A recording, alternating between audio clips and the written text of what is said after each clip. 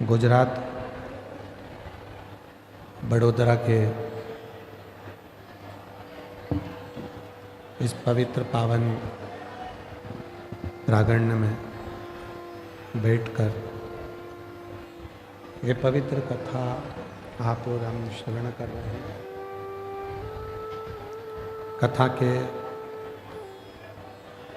मंडप में विराजमान उज्जैनी अवंतिकापुरी से महंत श्री सत्यानंद जी महाराज जी, पंचायती अखाड़ा गड़ा उदासीन, एक बार जोरदार ताली बजाकर उनके लिए साधुवाद। मुख्य आयोजक अग्रवाल आकोटा गार्डन गुरु श्री महेश बंसल जी, मुख्य यजमान चंद्रपाल जी अग्रवाल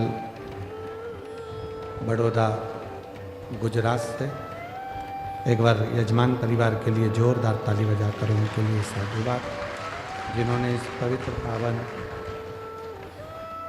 शिव महापुराण की कथा श्रवण करने का सौभाग्य आप और हम सभी को प्रदान किया है।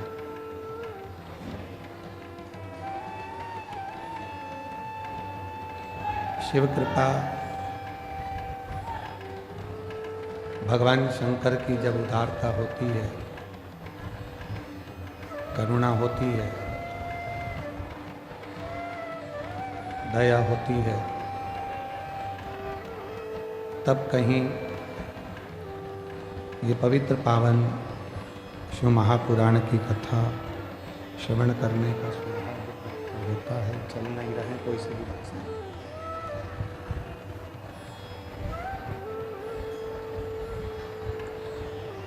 कल कथा में वर्णन किया था कि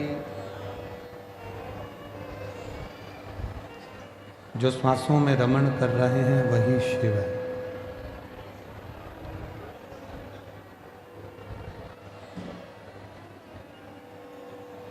शरीर से जितनी जितनी 21,600 श्वास जो रोज निकल रही है, वो 21,600 श्वास में जो श्वास के रूप में प्रतिदिन निकल रही है, आ रहे और जा रहे हैं, वो शिव है, वो शंकर है।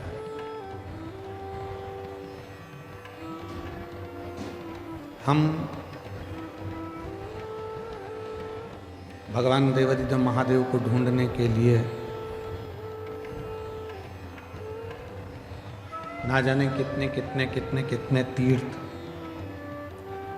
कितने कितने धाम जाते हैं और उनको ढूंढने का प्रयास करते हैं।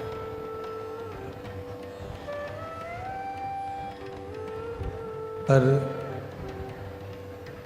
शिव महापुराण की कथा कहती है कि शिव को ढूंढने के लिए बहुत दूर हमको जाने की जरूरत नहीं पड़ती। भगवान शंकर को यदि हमें ढूंढना ही है तो एकांत में बैठकर जब हम पंचाक्षर मंत्र नमः शिवाय, षडाक्षर मंत्र ओम नमः शिवाय का जप करते हैं या मुख से श्री शिवाय नमस्तुभ्यम कहते हैं, तो जितनी मौनता में, जितनी शांति में हम शिव को ढूंढने का प्रयास करते हैं, उतनी ही जल्दी शिव हमारी उन श्वासों में से हमको दर्शन जरूर देता है।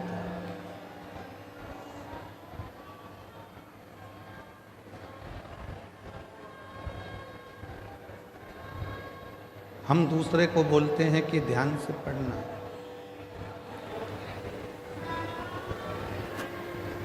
हम दूसरे से बोलते हैं कि ध्यान से पढ़ाई करो, ध्यान से गाड़ी चलाना, ध्यान से काम करना। और ऐसा नहीं है कि केवल एक या दो ही लोग ऐसा बोलते हैं, बहुत सारे लोग।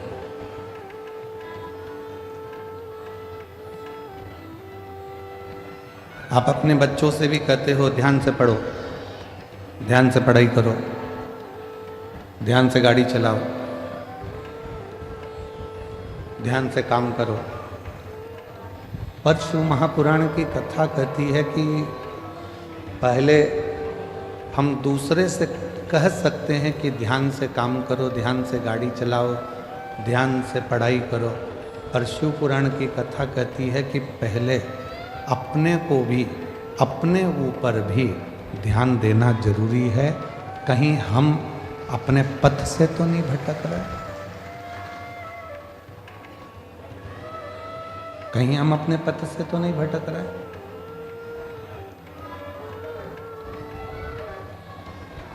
जगत को सुधारने का कार्य करते हैं और मालूम पड़े कि हम अपने ही पथ से भटक जाएं तो वो श्रेष्ठ नहीं।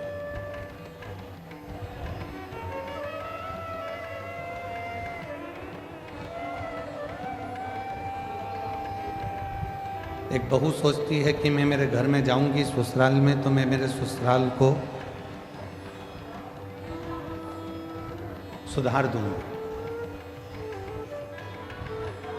सास सोचती है कि मैं, मेरी बहू कैसी भी आएगी मैं उसको सुधार दूंगी। पर शिव महापुराण की कथा कहती है, भगवान शंकर की कथा कहती है कि तुम्हें दूसरे को सुधारने की जरूरत ही नहीं पड़े। पीछे की आवाज खोलिए, पीछे की।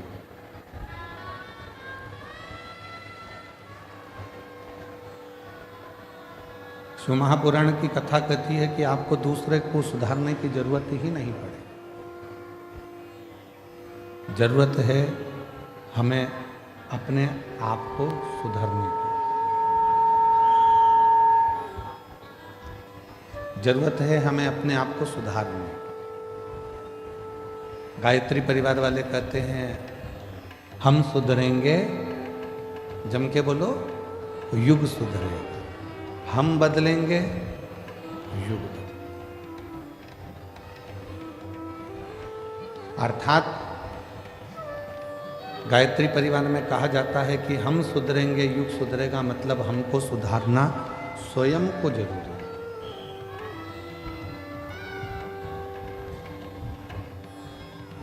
कई माताएं अपने अपनी बहुओं से कहती हैं कि शिव जी के मंदिर जाया करो, शंकर जी के मंदिर जाया करो। कोई बेटे से कहती हैं बेटा मंदिर जाया करो, कोई पति से कहती हैं कि आप मंदिर जाया करो।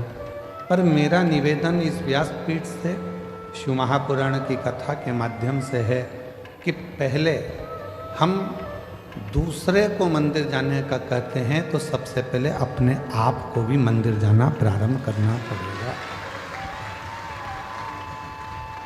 और जिस दिन हमने स्वयं मंदिर जाना प्रारंभ कर दिया, हमने जिस दिन स्वयं मंदिर में एक लोटा जल चढ़ाना शिव जी को प्रारंभ कर दिया, उस दिन धीरे धीरे धीरे धीरे हमारे घर के बच्चे, हमारे घर की बहुएं, हमारे घर के बेटे अपने आप उसी पथ पर चलने लगे।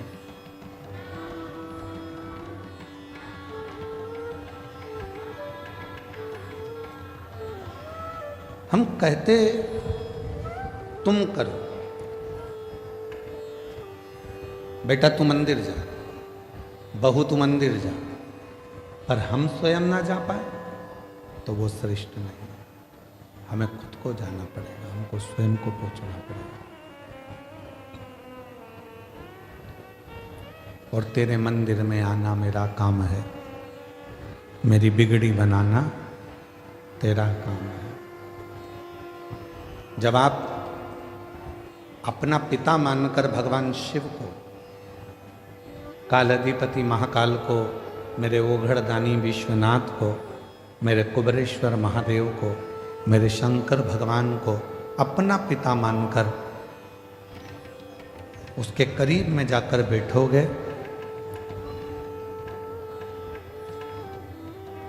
तो निश्चित है वो आपके मन की बात को सुनेगा। किसी ने कहा कि भगवान की क्या पत्थर की मूर्ति भी व्यक्ति की बातों को सुनती है?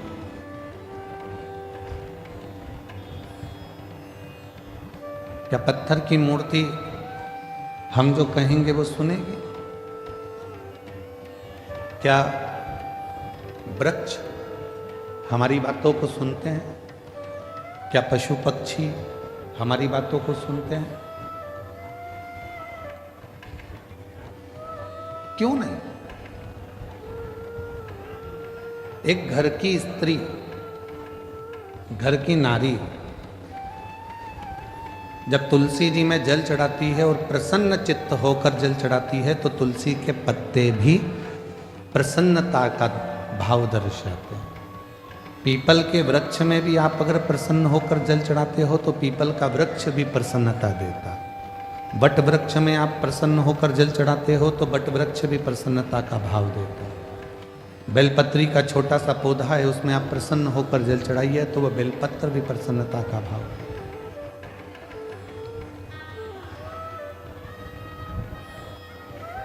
एक जीव, एक जंतु, पशु, पक्षी, वायुचर, जलचर, थलचर जितने भी हैं, चाहे वो मनुष्य हो, चाहे संसार के जितने भी जीव हों, वो सब यदि आप प्रसन्नता देते हो तो वो भी आपको प्रसन्नता जरूर प्रदान करते हैं। प्रसन्नता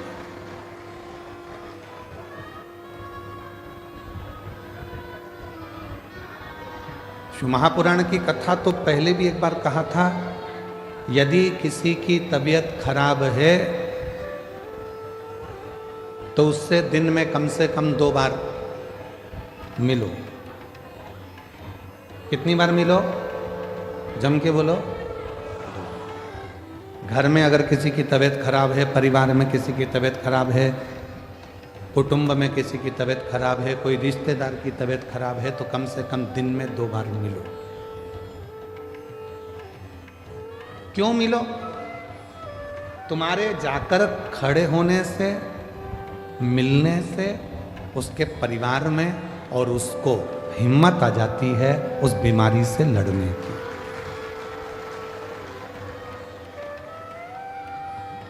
किसी की तबीयत खराब है तो दिन में, जम के बोलो, 2 बार मिलो। किसी का समय खराब है, बेकार समय चल रहा है, दुख की घड़ी चल रही है, कोई परेशानी आकर खड़ी हो गई है तो शिव महापुराण की कथा कहती है उससे 3 बार मिलो। कितनी बार मिलना है? तबीयत खराब है तो दिन में 2 बार मिलो, समय खराब चल रहा है तो दिन में 3 बार मिलो। कोई बात नहीं भैया, सब हो जाएगा, सब अच्छा समय आएगा, टेंशन मत लो। खड़े हो जाओ, उसकी दुख की घड़ी, उसकी परेशानी की घड़ी, उसकी संकट की घड़ी। महाराज, किसी की तबीयत खराब है तो दिन में 2 बार मिलो, किसी का समय खराब है तो दिन में 3 बार मिलो, और किसी की नीयत खराब है तो उसे सपने में भी मत मिलो। मान लो उसकी नीयत खराब है तो स्वप्न में भी उसको मत देखना, स्वप्न में भी उससे बात मत कर, मिलो ही मत। स्वास्थ्य खराब है, थोड़ा देर जाके मिल। आप लोगों से निवेदन है, आपके घर में बुजुर्ग माँ बाप रहते हैं, बूढ़े बूढ़े व्यक्ति रहते हैं, बेटों को फुर्सत नहीं है काम धंधे से, बहुओं को फुर्सत नहीं अपने रसोई घर से और कार्य से, पर थोड़ा सा समय निकालकर 2 बार कम से कम अपने बुजुर्ग माँ बाप से बात करा कर। माँ कैसी हो, पापा कैसे हो, भाई कैसे हो, बहन कैसी हो, 2 बार। समय खराब चल रहा है, दुख की घड़ी है, परेशानी की घड़ी है, कष्ट की घड़ी है, कोई समस्या बहुत ज़्यादा पड़ी हुई है, कोई बहुत दुख की घड़ी में, समस्याओं की घड़ी में लोग घिरे पड़े हुए हैं, कोई समस्याओं की घड़ी में लोग घिरे हुए हैं। तो उस समय पर, उस घड़ी में, उस पल में, उस समय में, उस समस्या की घड़ी में कम से कम उसको 3 बार जाकर मिलना चाहिए। 3 बार।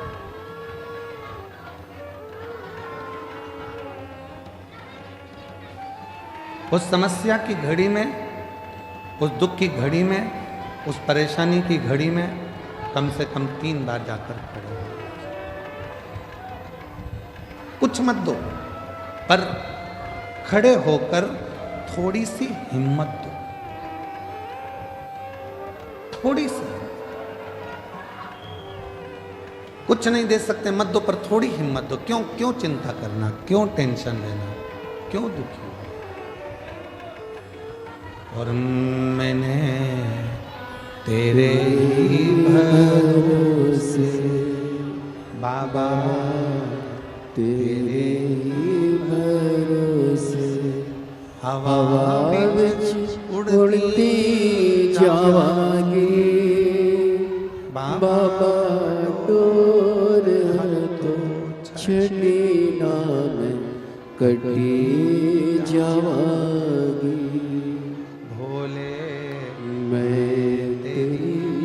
पतंग शंभू मैं तेरी पतंग हवा बिच उड़ती जावांगी बाबा, डोर तो छड़ी में कटी जावांगी।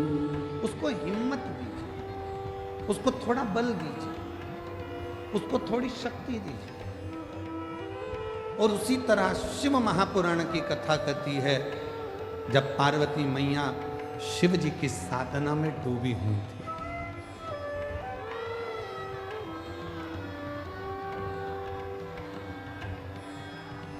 जब भगवान शंकर की साधना में पार्वती मैया डूबी हुई, तब करते करते करते करते बहुत वर्ष निकल गए, तो भी शिव प्रकट नहीं हुए।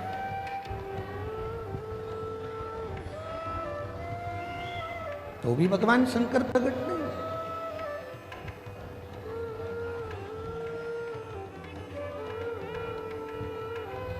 शिव प्रकट नहीं हुए।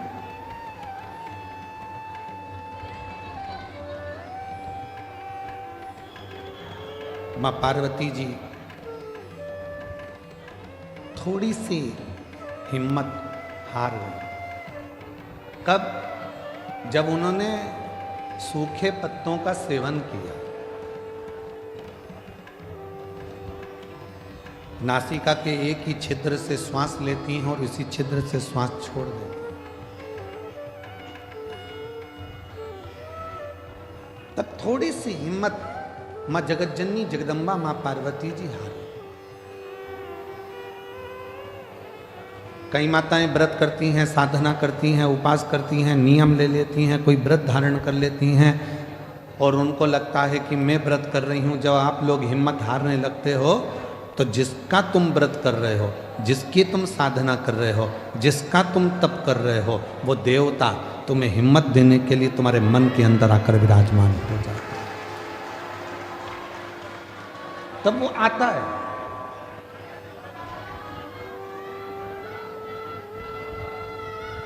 पार्वती मैया जब हिम्मत हारी तो भगवान देवाधिदेव महादेव मां जगतजननी जगदम्बा पार्वती के सामने प्रकट।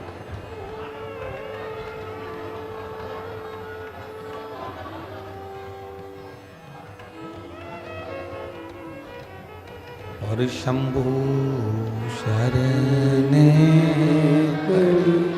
मांगू घड़ी रे घड़ी दुख काटो, दया करे मैं दर्शन आपो। शंभु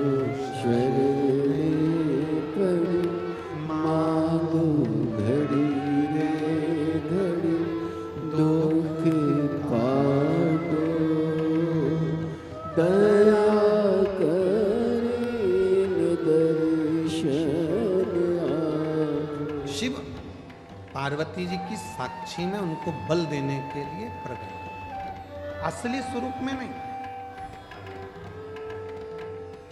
असली स्वरूप में शिव नहीं है। शिव स्वरूप बदल कर कभी शंकर भगवान ऋषि का रूप लेकर आते हैं और पार्वती को बल देते हैं, कभी शंकर भगवान मगर बनकर आते हैं, पार्वती को बल देते हैं, कभी शंकर भगवान पार्वती जी के सम्मुख में कोई स्त्री का रूप लेकर आते हैं, बल देते हैं।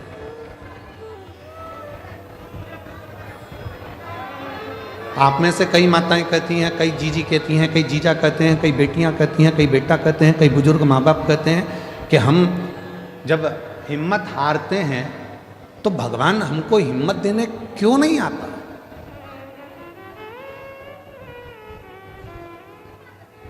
भगवान को हिम्मत देने क्यों नहीं आता।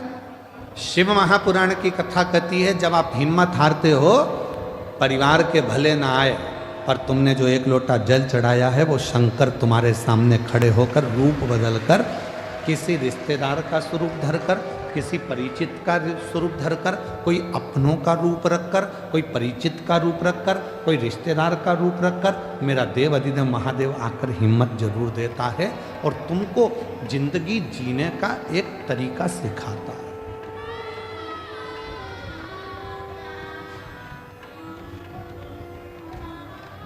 ऐसा नहीं कि संसार में जो जन्मे हैं उनको मौका नहीं मिलता, सबको देता। एक पशु है, मेरा देवाधिदेव महादेव उसको भी आगे बढ़ने का मौका देता। एक पक्षी है, मेरा महादेव उसको भी आगे बढ़ने का मौका देता। एक जीव जंतु है, मेरा महादेव उसको भी आगे बढ़ने का मौका देता। और एक सांसारिक मनुष्य है, उसको भी आगे बढ़ने का मौका मेरा देवाधिदेव महादेव देता। ऐसा नहीं है कि मेरे शिव जी मौका नहीं देते।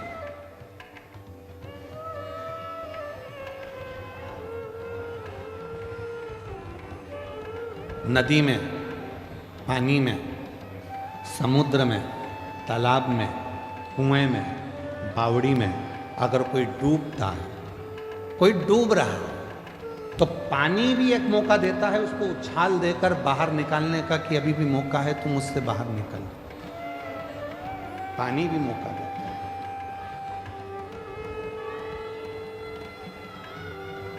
वो परमात्मा हर जगह मौका देने के लिए तैयार बैठा है।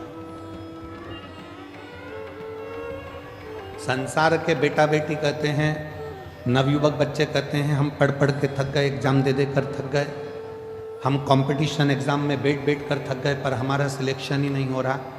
ऐसा नहीं है, तुम देते रहो, मेहनत करते रहो, अपनी पढ़ाई को 4 गुना बढ़ाओ, अपनी विद्वत्ता को 4 गुना बढ़ाओ, अपनी रात दिन एक कर दो, और आखिरी में शंकर भगवान पर शहद लगाकर एक बेलपत्री समर्पित कर कर फिर परीक्षा में जाकर बैठिए, बाबा आपको सफलता जरूर देंगे, आपको सफलता मिलेगी।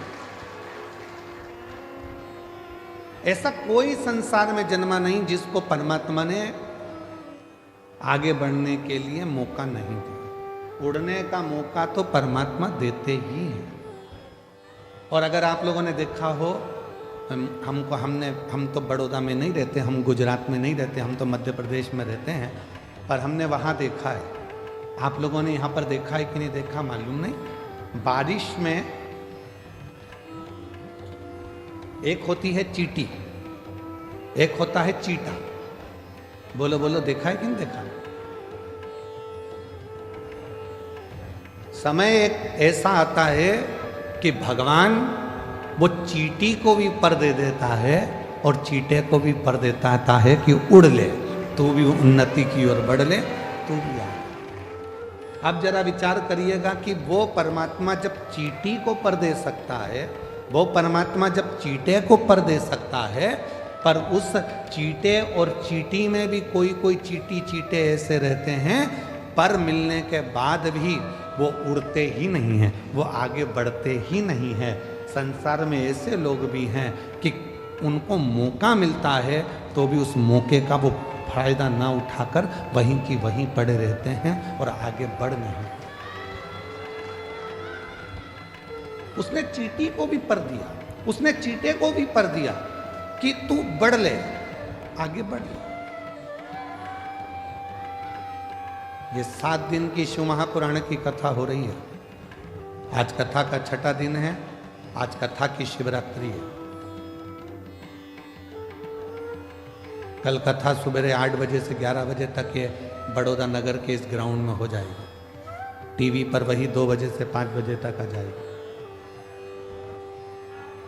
7 दिन दिए परमात्मा ने, मौका दिया परमात्मा ने कि मैंने तुझे पर दिए हैं। अभी भी अगर तू विपदाओं में घिरा है, दुख में घिरा है, तकलीफों में घिरा है, कष्ट में घिरा है, परेशानियों में घिरा है, तो तेरे बड़ौदा नगर में भोलानाथ डमरू लेकर आया है और तू डमरू के नाद को, डमरू के शब्द को श्रवण, वो मौका दे रहा है। उसके बाद भी अगर हम श्रवण ही ना करें, धारण ही ना करें, तो वो जीवन होता है। इसको कहते हैं शिव महापुराण ज्ञान यज्ञ। कौन सा यज्ञ है ये? जम के बोलो जरा। शिव महापुराण ज्ञान यज्ञ। क्योंकि सारे यज्ञों में सबसे बड़ा यज्ञ होता है ज्ञान का यज्ञ।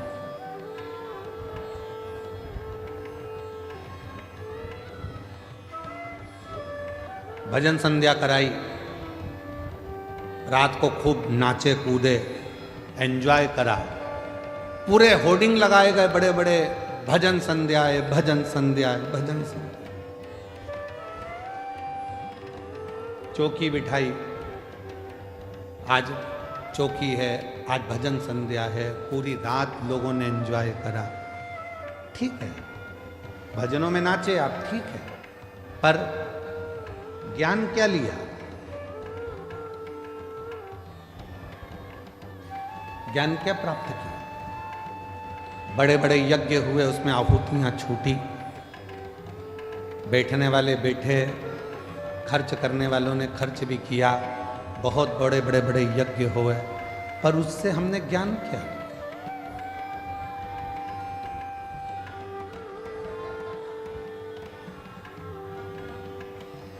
इसको शिव महापुराण ज्ञान यज्ञ कहते हैं। तो कहा गुरुजी अगर ये यज्ञ है तो यहां कुंडी कहां है?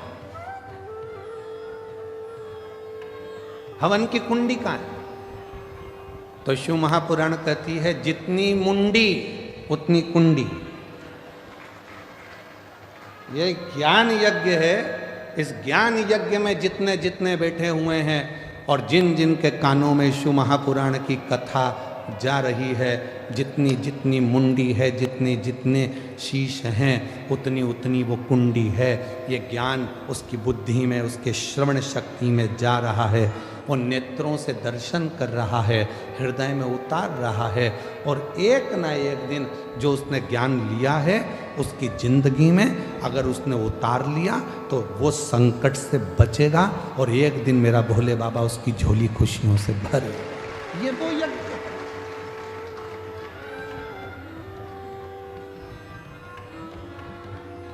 यहां व्यक्ति स्वयं आत्मा से परमात्मा को मिलाने का प्रयास कर रहा है, मन को परमात्मा से लगा।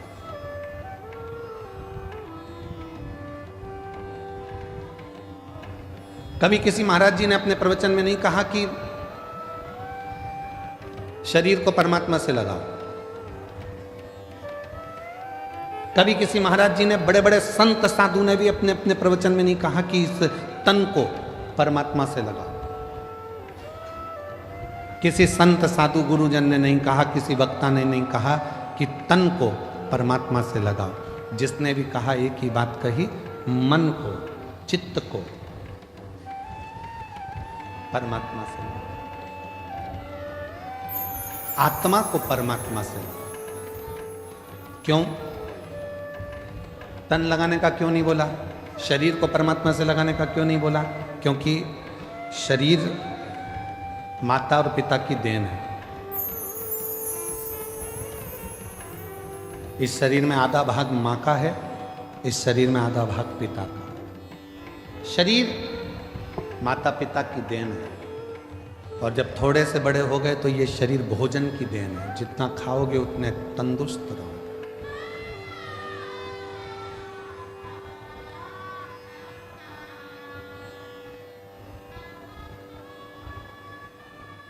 घर, जमीन, जायदाद, पैसा, धेला, शरीर, ये सब दूसरों की देन है, दूसरों। पर उस देव अधिदेव महादेव मेरे शंकर भगवान की देन क्या है? शिव जी ने आपको क्या देकर भेजा था? तो कहा शंकर भगवान ने हमको ये आत्मा, ये मन, ये चित्त देकर भेजा। इसीलिए बड़े बड़े वक्ता हो, चाहे छोटे छोटे कथा वक्ता हो, चाहे कोई संत हो, साधु हो, सन्यासी हो, तपस्वी हो, साधक हो, वो आपसे कहते हैं अपनी आत्मा को परमात्मा में लगाओ, मन को परमात्मा में लगाओ, तन को नहीं, शरीर को नहीं, मन लगाने की बात करते हैं। क्यों?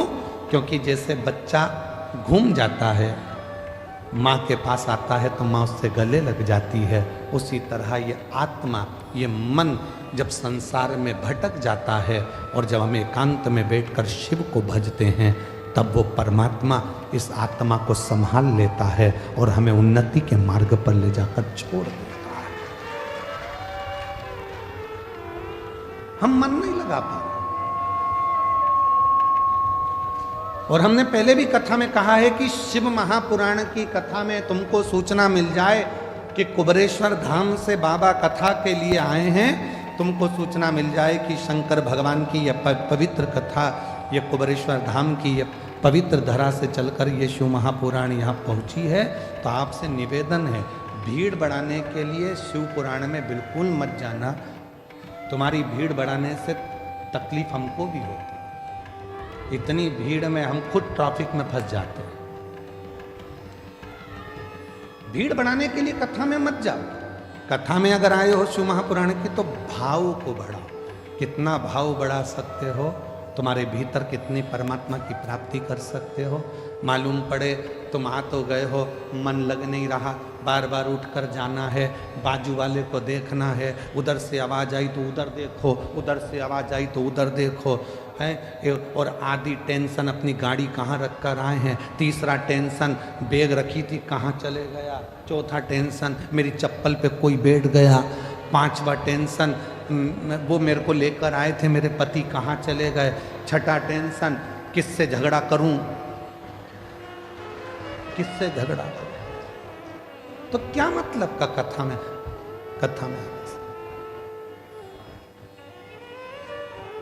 समय बर्बाद करने के लिए कथा में बिल्कुल मत आए हो। आज कथा की शिवरात्रि है,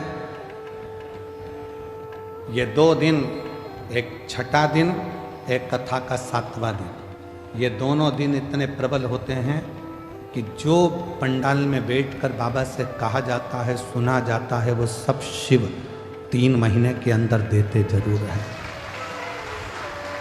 इसीलिए लाखों की संख्या में शिव भक्त यहाँ आते हैं, इसलिए लाखों की संख्या में पहुँचते।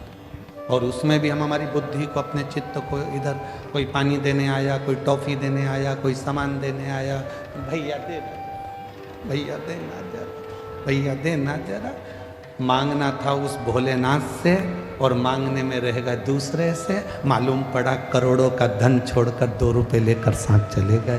तो क्या मतलब, छोड़ो।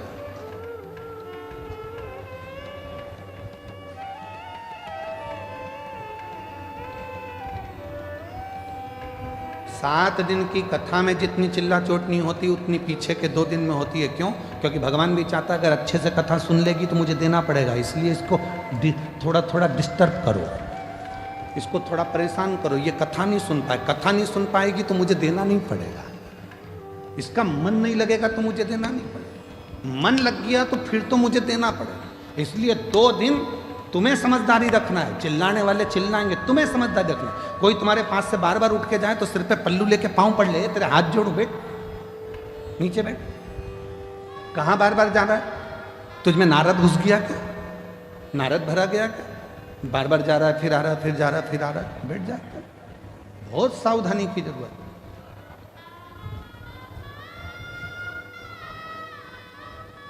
पता नहीं वो तो माघ के महीने में बड़ौदा वालों पर भगवान शंकर की क्या कृपा होना है, इसलिए यीशु महापुराण की कथा हो गई, वो पता नहीं, पर हो गई है, प्राप्त तो हो रही है, उसको ग्रहण कर लो, जितना ले सकते हो ले लो, जितना बटोर सकते हो बटोर लो। पूरे कथा के बीच में बाबा से अपने मन की बात का स्मरण करते रहो, बीच बीच में उसको याद करते हुए तुम्हारे चित्त को, आनंद को उस परमात्मा से जोड़ते रहो। लगना चाहिए कि तुम्हारी रोमावली, हाथ की पाँव की रोमावली तुम्हारी खड़ी हो रही है, वो परमात्मा तुमको मिल वो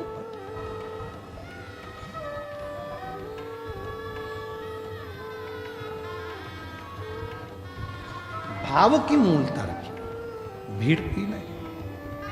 पार्वती मैया तप में लगी हैं, जहां पर वो थोड़ी सी भी डाउन होती हैं, थोड़ी सी उनको लगता है कि शिव नहीं मिलेंगे क्या, शंकर नहीं मिलेंगे क्या, तब भोले बाबा किसी ना किसी का रूप रखकर आकर उनको समझा जाते। तुम भी जिंदगी में जब जब डाउन होगे, तुम्हारे जीवन में जब जब तुम परेशानी की ओर बढ़ोगे और जब जब तुम्हारे जीवन में थोड़ी तकलीफ आएगी, अगर तुमने एक लोटा जल शिव जी को चढ़ाया है तो वह मंदिर में से निकलकर महादेव तुम्हारे दरवाजे पर आकर तुमको समझाने का प्रयास। मेरा शंकर भगवान कभी अपने असली स्वरूप में नहीं आता, याद रखना। मेरा भोले बाबा कभी तुम्हारे सामने गले में सांपों की माला लेकर, डमरू लेकर, भस्म लगाकर, जटा बांधकर, रुद्राक्ष की माला पहनकर, त्रिपुंड लगाकर, ऐसे मेरे शंकर भगवान बागंबर धारण कर कर कभी नहीं आते ही नहीं है। उन्होंने पार्वती जी को तुरंत माता जगत जननी जगदम्बा पार्वती जी को वचन दिए। 2 वचन माता पार्वती जी को शंकर भगवान ने दिए थे। पहला वचन दिया था कि मेरी परिक्रमा पूरी नहीं होगी, ये पार्वती को वचन दिया। इसलिए कभी भी शंकर भगवान की परिक्रमा पूरी नहीं होती। यहाँ से चालू करा, जैसे ये शिवलिंग है तो यहाँ से चालू करके यहीं से वापिस आ जाते हैं, जहाँ से जल बहता है उसको लांघते नहीं, क्योंकि पार्वती को वचन दिया। गणेश जी महाराज ने शंकर भगवान की परिक्रमा पूरी कर ली थी। षडानंद कार्तिक के परिक्रमा करने मोर पर गए थे और गणेश जी ने चूहे पे बैठ के शंकर की परिक्रमा कर ली थी, देवादिदेव महादेव की। तो भगवान शंकर प्रसन्न होकर वर दे दिए थे कि तुम प्रथम गिनती में गिनाओगे गणेश, सारी दुनिया तुम्हारी पूजन करेगी। तब पार्वती का दिल दुख गया था। पार्वती ने कहा मेरा एक बेटा परिक्रमा करने मोर पर बैठकर गया, दूसरे ने बुद्धि का परिचय दे दिया, चूहे पे बैठकर तुम्हारी परिक्रमा कर ली तो तुमने उसे वर दे दिया। मेरा एक बेटा तो दुखी होगा ना, माँ तो दोनों बेटे की सोचती है ना, और तुम्हारे लिए एक प्रिय हो गया। भोलेनाथ, आज ये पार्वती अपने पति से वचन मांगती है। मैं जानती हूं कि तुम भोले हो, तुम्हारी कोई भी परिक्रमा करेगा तो तुम उठाकर कुछ भी दे दोगे, इसलिए आज वचन दो कि तुम्हारी कभी भी पूर्ण परिक्रमा नहीं हो। शिव जी ने वचन दे दिया, वचन कि मेरी पूर्ण परिक्रमा नहीं होगी, अधूरी परिक्रमा, पूर्णता में नहीं। शिव को पहचानो और दूसरा मां जगत जननी जगदम्बा भगवान शंकर से मांगो। जब दुख की घड़ी, जब तकलीफ की घड़ी, कष्ट की घड़ी, तब आपको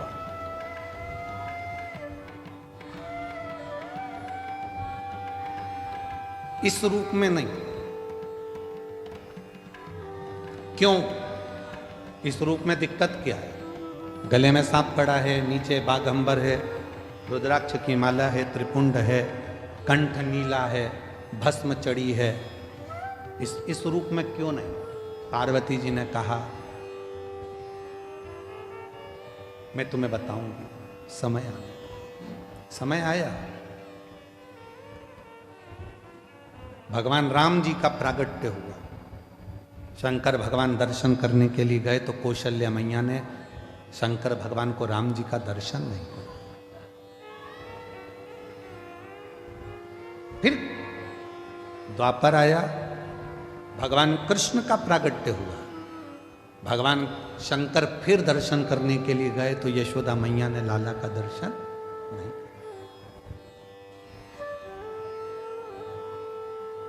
वो आप लोग एक लाइन गुनगुनाते, श्री कृष्ण के दर्शन करने चले सदा शिव गोकुल में, गली गली में शोर मचावे चले सदा शिव गोकुल में।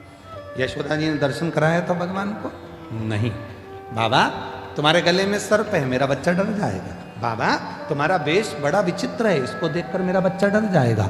ना राम जी का दर्शन कौशल्या जी कराती हैं, ना कृष्ण भगवान का दर्शन यशोदा जी कराती हैं। तो माता पार्वती जी ने वचन मांग लिया कि आज के बाद तुम्हारा भक्त अगर तुमको बुलाए तो इस रूप में मत जाना, कोई रूप बदल कर, उसी के परिवार का रूप रखकर, उसी के कुटुंब का रूप रखकर, उसी का अपना कोई रूप रखकर तुम चले जाना। क्यों? तुम्हारा ये स्वरूप अगर कोई देखेगा तो वो आपको कलिकाल में, कलयुग में, अगर बड़ौदा की गली में तुम जिस बंगले में रहते हो और बंगले के बाहर आकर शंकर भगवान बेल बजाएं और बेल बजा के और अच्छा बढ़िया जोरदार,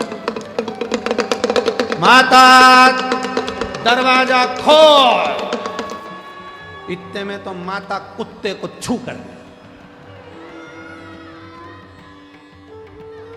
बोलो बोलो सही है कि गलत है?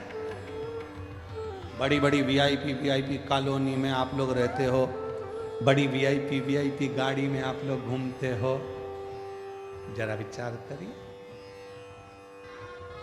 चौराहे पर अगर कोई मांगने वाला आ जाए ना तो तुम्हारी गाड़ी का कांच तुरंत चढ़ा लेते हो ऊपर, वो थपथपा रही है। अब जरा विचार करिए कितनी विचारणीय बातें हैं। तुमने गाड़ी का कांच चढ़ा लिया,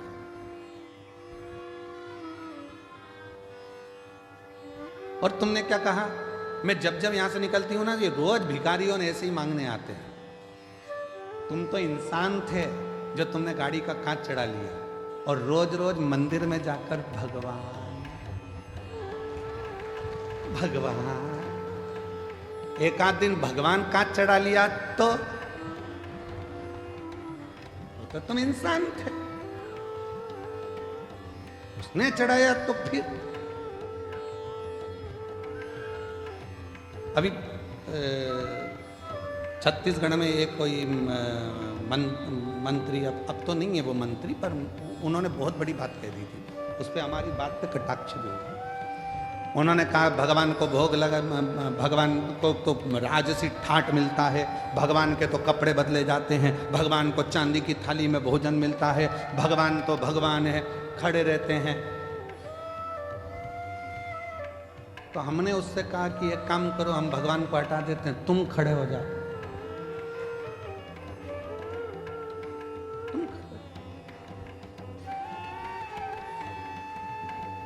बहुत कठिन है महाराज। ये प्रसंग भी एक बार आया है। एक भक्त ने भगवान से कह दिया था, तुम कितने आराम से रहते हो, पंखा चलता रहता है, बढ़िया बढ़िया कपड़े पहन के आशीर्वाद देते रहते और मुस्कुराते रहते, सोने के जेवर, सोने के आभूषण, चांदी के बर्तन में भोजन, लोग तुम्हारी आरती उतारते हैं। एक दिन भगवान ने कहा कि तू खड़े हो जा मेरी जगह। हाँ, अगर मुझ में सुख दिख रहा है तो तू खड़े हो जा, तो कौन सी बड़ी बात है, हटो। भगवान हट गए। मैं जैसा खड़ा हूं वैसे की वैसी खड़े होना, थोड़ा सा मुस्कुरा, और थोड़ा मुस्कुरा, हल्की सी स्माइल और दे, बस ठीक है। बिल्कुल एक जैसे पांव रख, सामने देखते रहे, बस इसी खड़े रहे।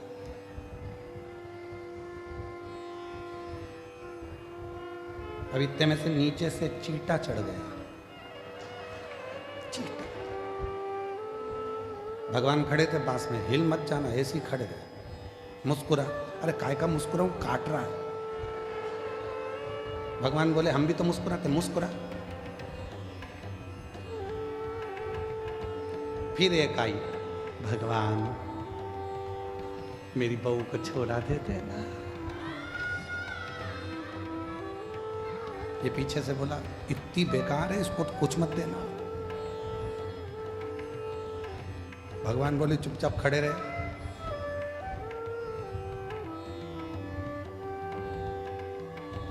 सुबेरे की आरती हुई, पंडित जी ताला लगा के चले गए। ये बोला हट जाऊं, भगवान बोले काहे को, मैं हटा था, मुस्कुरा। तो क्या अब तो कोई देख ही नहीं रहा, तो मुस्कुराऊं काहे को, मुस्कुरा।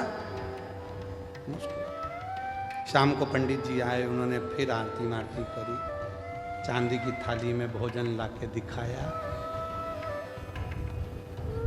भूख लग रही है। भगवान बोले मैं खाता था, बस देखता था, देख ले, खाने को नहीं मिलेगा। मुस्कुरा। 2 दिन में चक्कर खा के नीचे गिर गया। भगवान के चरण पकड़कर बोला, मैं इंसान इंसान ही रह सकता हूं, तू भगवान भगवान ही रह सकता।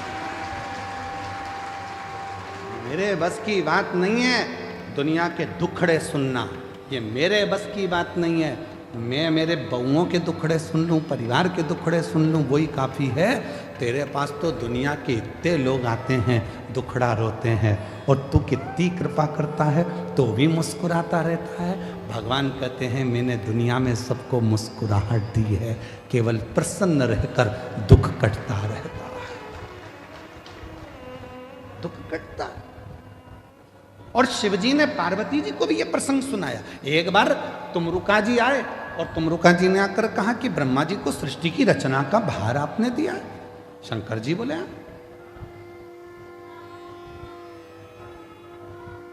सृष्टि की रचना ब्रह्मा जी कर रहे हैं। हाँ, तो सृष्टि में ज्ञान कौन देगा? सब कुछ ब्रह्मा जी अगर रच देंगे तो? शंकर भगवान बोले सृष्टि में जिन जिन को मैंने जन्म दिया वो सब ज्ञान देंगे, वो सब ज्ञान देने वाले। ज्ञान तो हर एक जीव से मिल जाता है, बस लेने वाला चाहिए, केवल लेने वाला चाहिए। ज्ञान तो कभी भी प्राप्त होता है। एक पति पत्नी रात को सो रहे थे और रात को सोते सोते सोते सोते इतने में पत्नी रात को 1:30 बजे उठ गई और 1:30 बजे उठकर उसने पति को हिलाकर बोला पति से, सुनो जी, सुनो तो, बोल, मुझे नींद नहीं आ रही है। तो पति बोला मुझे आ रही है, सोन देना। नहीं, सुनो तो, बोल, मुझे इसलिए नींद नहीं आ रही, मान लो अपने कोई पप्पू हो गया तो कहां सोएगा। पति बोला कैसी मूर्खों जैसी बात करती है। पति थोड़ा सा नींद में था, इधर खसक गया, बोला इधर सो जाएगा, सो जा। पत्नी सो गई। 2:30 बजे फिर उठ गई। पति को बोला उठो। पति बोला अब क्या हुआ? मान लो अपने को एक पप्पी हो गई छोटी सी, वो कहाँ सोएगी? पति और खसका, इधर सो जाएगी, मेरे को सो जान दे, सुबह ड्यूटी पे जाना है, तू सो जान दे। पति और खसका। 3:30 बजे फिर जग गई। उठो। पति ने पूछा अब क्या हुआ? अपने को एक और पप्पू हो गया तो वो कहाँ सोएगा? पति बेचारा और खसका। अब पलंग तो पलंग है, कोई शासन की रोड थोड़ी ना, ये खसकतेगा। खसकते से पलंग से धड़ से नीचे गिर गया। नींद में तो था ही, कमर का कुस्का चले गया, कमर टेढ़ी हो गई। पति बोला अब तो सो जा। पत्नी सो गई, पर पति को नींद नहीं आई, उठ गया। एक बैग तैयार करा। पत्नी सवेरे से उठते से बोलती है गुड मॉर्निंग। ये तो बताओ, रात को इतनी अच्छी बात कर रहे थे, अभी सुबह सुबह कहाँ जाने की तैयारी कर रहे हो? पति ने कहा रात को मात्र पुत्र की कामना करी और कमर की हड्डी टूट गई। अगर वो पुत्र पैदा हो गया तो ना जाने कौन कौन सी हड्डी तोड़ेगा। इससे अच्छा है मैं तो जाऊं और गिरनार के पर्वत पर बैठकर भगवान शिव की आराधना करूं, दत्त की आराधना करूं। ज्ञान कभी भी पैदा हो सकता है। ज्ञान कहीं पर भी प्रकट हो सकता है, बस उसको लेने वाला चाहिए। और भगवान शिव कह रहे हैं तुमरुका जी से, प्रकृति में ऐसा कोई नहीं है जो हमको ज्ञान नहीं देता। चिड़िया हमको चहकना सिखाती है, मोर हमको नाचना सिखाता है, कोयल हमको गुनगुनाना सिखाती है, गाना सिखाती है, नदियां हमको सिखाती हैं कि हमेशा निरंतर चलते रहो, बढ़ते रहो, पीछे मुड़कर मत देखो, पर्वत सिखाते हैं कि तुम्हारी उन्नति तुम्हारे हाथ में है, मेरे जैसे विशाल बन जाओगे, बढ़ते रहो, समुद्र तालाब सिखाते हैं कि जितना मैं गहरा हूं उतनी जिंदगी में तुम गहराई को धारण करो, पृथ्वी सिखाती है कि धैर्य रखो। संसार में जितने जीव जंतु हैं, संसार में जितने भी जीव हैं, वो सब हमको सिखाते हैं। जो निर्जीव हैं वो भी सिखाते हैं, वो हमको सिखा रहे हैं, पर हम सीखने को तैयार नहीं हैं।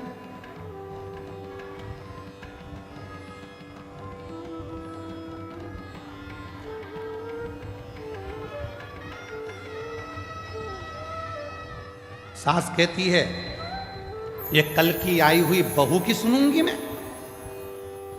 सास के मुंह के शब्द रहते हैं कि कल की आई बहू की सुन के चलूंगी, उसकी सुनूंगी। बहू कहती है मैंने अपने बाप की नहीं सुनी तो तुम्हारी सुनूंगी।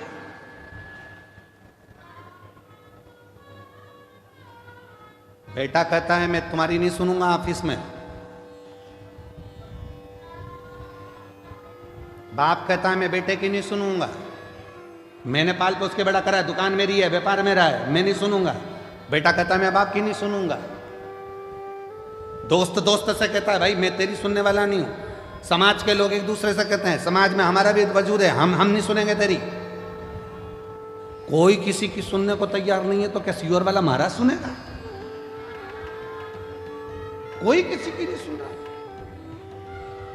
सब अकड़ में मैं नहीं सुनूंगा, मैं नहीं सुनूंगा, मैं नहीं सुनूंगा, मैं नहीं सुनूंगा। कौन सुनेगा? किराया दे दिया करो, सियोर वाला महाराजा जाएगा, बड़ौदा में सुन के चलेगा, उसमें क्या दिक्कत? एक सुनने वाला भी रख लो जो तुम्हारी सुने।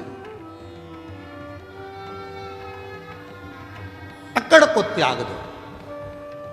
शंकर भगवान ने पार्वती को अपना बनाने से पहले कामदेव को जलाकर भस्म कर दिया, क्योंकि जहां काम होता है वह अहम भी आता है। जहां काम होगा वहां हम आएगा। किसी किसी के मन में विद्या का अहंकार हो जाता है। लंकापति रावण को देखो ना, उसने भी कह दिया था मैं विभीषण की सुनूंगा, विभीषण की, ये मुझे सुनाएगा। फिर एक दिन कह दिया ना ना तुम चुप रहो, मैं तुम्हारी भी नहीं सुनूंगा। मंदोदरी से कह दिया तू मेरी पत्नी है, मैं तेरी सुनूंगा।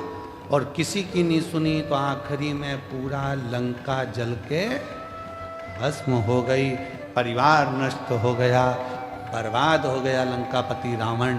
इसलिए शिव महापुराण की कथा कहती है शंकर जी के परिवार में ऐसा नहीं है कि कोई किसी की नहीं सुनता। शिव के परिवार में शंकर भगवान की सब सुनते हैं, इसलिए शिव परिवार श्रेष्ठ माना गया। इसलिए शिव परिवार श्रेष्ठ माना गया। गणेश जी भी शंकर जी की सुन रहे हैं, पार्वती जी भी शंकर जी की सुन रही है, कार्तिकेय भी शंकर जी की सुन रहे हैं, सर्प भी सुन रहा है, मोर भी सुन रहा है, चूहा भी सुन रहा है, नंदी भी सुन रहा है, शेर भी सुन रहा है। और अगर शेर नहीं सुनता शंकर भगवान की तो शंकर भगवान का क्या बागंबर होता?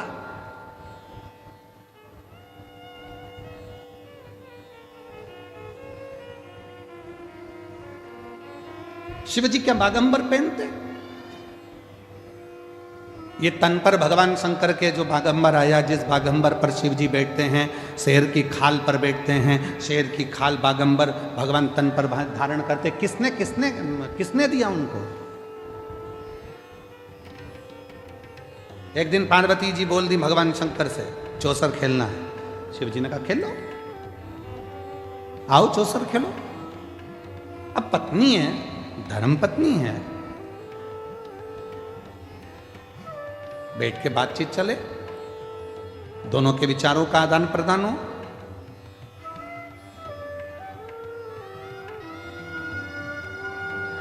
बहुत विचित्र समय है। पर हमको बड़ौदा में बहुत अच्छी चीज लगी है, जो हमको देखने को मिला उसमें हमको बड़ी प्रसन्नता लगी। बड़ौदा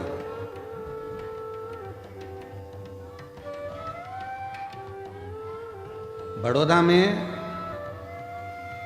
एक एक नारी, एक एक जीजी, एक एक बहन, एक एक स्त्री खाली नहीं बैठी है। कुछ ना कुछ काम भले वो घर से कर रही है चाहे बाजार से कर रही है, पर वो पति के साथ कदम से कदम मिलाकर आगे बढ़ रही है। ये भारत की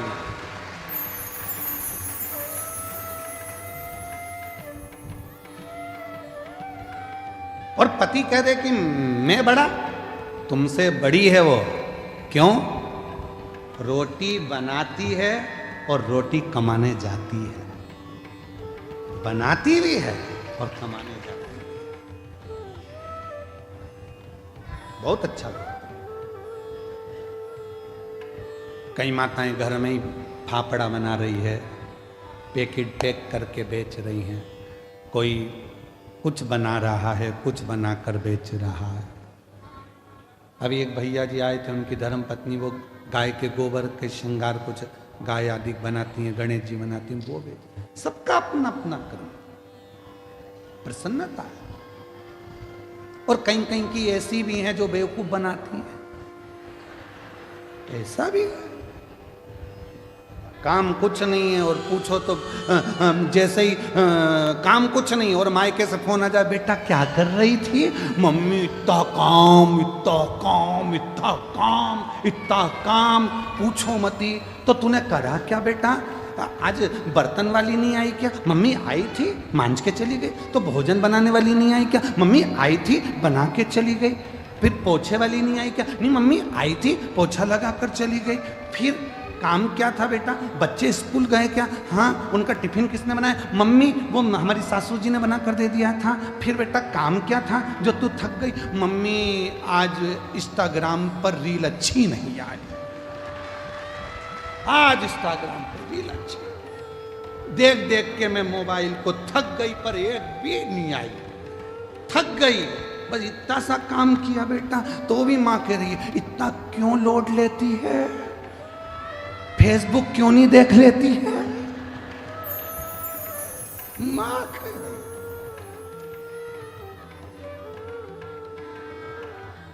हे भगवान,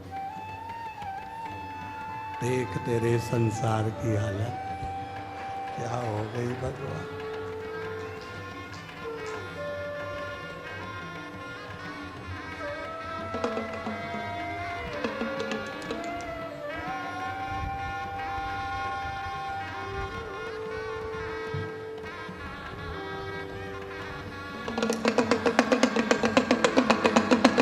जाग जाओ, मौका है, जाग। ये मौका बार बार नहीं आने वाला, अभी भी मौका है, जाग जाओ। थक गए। मैं बड़ौदा की मेरी जीजियों को बहुत बहुत प्रणाम कर कर कहता हूँ, मेरी जीजियों, आज तुम्हारा भाई इस कथा के पंडाल से बहुत खुश होकर जा रहा है कि मेरी जीजियाँ रोटी बनाती भी हैं और रोटी कमाती भी। मेरी जीजियां रोटी बनाती भी और रोटी कमाती भी हैं, कदम से कदम मिलाकर साथ चलती। आज मेरी बड़ौदा की जीजियों को देखकर खुश हूं। आज लग रहा है कि मेरे जीजाओं का साला हूं। आज दमदारी, प्रसन्नता है, आज अच्छा लग रहा है। अब तो तुम्हारी सास भी बुराई करेगी तो छाती तान के कह दूंगा मेरी बहन से मत बोल दियो। दमदार है। उसने रोटी बनाती भी है और रोटी कमाती भी है। इसलिए मेरा निवेदन है कि कोई भी स्त्री को, कोई नारी को, और तुमसे क्या चाहती है? क्या चाहती है? केवल 2 शब्द, सम्मान। जितना तुम अपने बेटे से कहती हो ना, बेटा बहुत भूखा होगा, प्यासा होगा, ऐसा बहू जब नौकरी कर कर आए ना, उससे भी कह दिया करो, बेटा आज तू थकी हुई दिख रही है, कोई टेंशन है क्या बेटा? उसको उसकी माँ की याद नहीं आएगी, सास ही माँ बन जाएगी तो उसकी जिंदगी खुश है। मुझे तकलीफ है क्या बेटा? मीठे दो बोल